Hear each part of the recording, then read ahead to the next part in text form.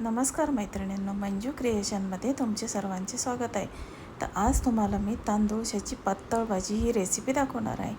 तर चला, आपण आता एक जोडी मी तांदूळसा घेतलेला आहे. तो स्वच्छ धुवून निवडून घेतलेला आहे.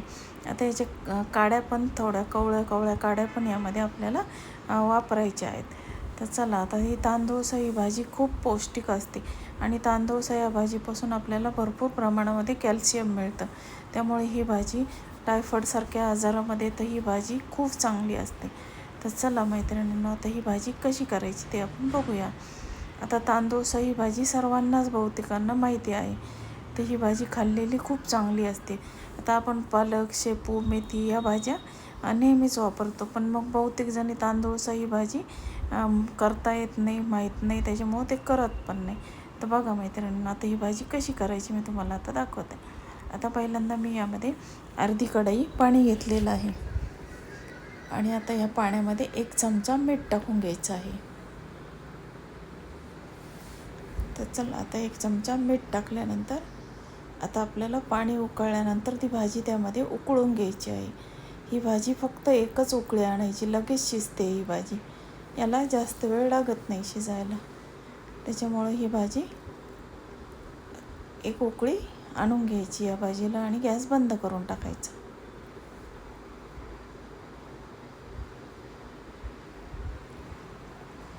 तर बघा मित्रांनो, आता ही भाजी आपण उकळायला ठेवलेली आहे. आता ही भाजी आपल्याला कढई भरून दिसते, पण नंतर ती उकळल्याबरोबर ती भाजी अगदी थोडी तयार होते. आता ही भाजी आपण उकळून घेऊया आणि ही भाजी आपली उकळून झालेली आहे. आता आपण ती स्ट्रेनरमध्ये त्याचं सर्व पाणी हे काढून टाकायचं, कारण तांदूळशाच्या भाजीचं पाणी हे खराब असं लालसर निघतं. त्याच्यामुळे ते पाणी आपण यामध्ये वापरायचं नाही. आपण इतर भाज्यांचं पाणी वापरू शकतो, पण मग तांदूळशा या भाजीचं पाणी हे खराब निघतं, त्याच्यामुळे ते वापरत नाही. आता ही भाजी आपण एका स्ट्रेनरमध्ये काढून घेऊया आणि त्याचं सर्व पाणी काढून घ्यायचं आहे. आता याचं सर्व पाणी आपण काढून घेऊया. आता ही भाजी आपल्याला हाताने पिळून त्याचं सर्व पाणी काढून घ्यायचं आहे. आणि आता आपण ती मिक्सरच्या भांड्यामध्ये टाकून घेऊया.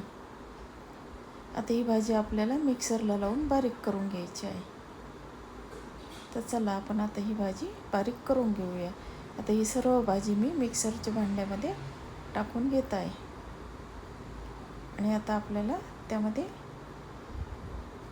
तर बघा, आता ही भाजी सर्व टाकली आहे. तर यामध्ये आपल्याला 1 चमचा भरून बेसन पीठ टाकलेलं आहे मी.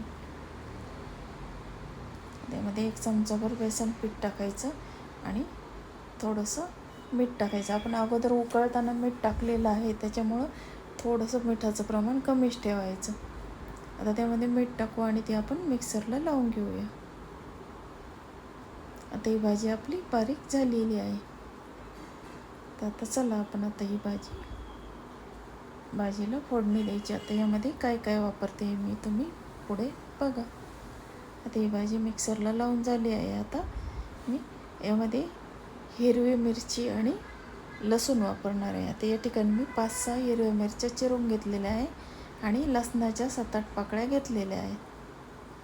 तर चला, आता आपण हे बारीक चिरून घेतलेलं आहे. आता आपल्याला या भाजीला फोडणी द्यायची आहे. अगदी टेस्टी अशी ही भाजी तयार होते. याच्यामध्ये आपल्याला दुसऱ्या कोणत्याही मसाल्याचा वापर करायचा नाही, फक्त लसूण आणि मिरची वापरलेली आहे आणि थोडीशी लाल मिरची पावडर वापरणार आहे मी त्यामध्ये. आता बघा, यामध्ये मी अर्धी पळी तेल टाकून घेतलेलं आहे. आता पण तेल तापलं की फोडणी करून घेऊया. आता जिरे मोहरी टाकून आपण फोडणी करून घेत आहोत. आणि आता आपल्याला लसूण टाकायचं आणि लसूण लालसर झाला की नंतर आपल्याला त्यामध्ये मिरच्या टाकून घ्यायच्या आहेत. तर बघा, आता आपण लसूण लालसर होऊ दे.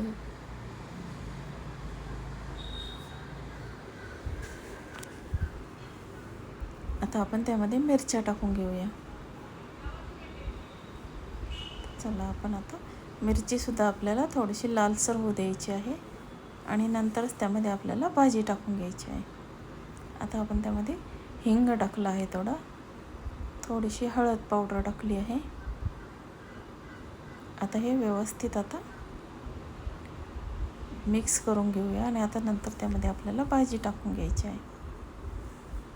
तर बघा मैत्रिणींनो, आता यामध्ये मी भाजी टाकून घेतली आहे. फोडणी ही अगदी आपली खमंग झालेली आहे. आता त्यामध्ये भाजी टाकून आपल्याला फक्त 1-2 उकळी काढायची आहे, कारण आपली भाजी आधी शिजलेली आहे.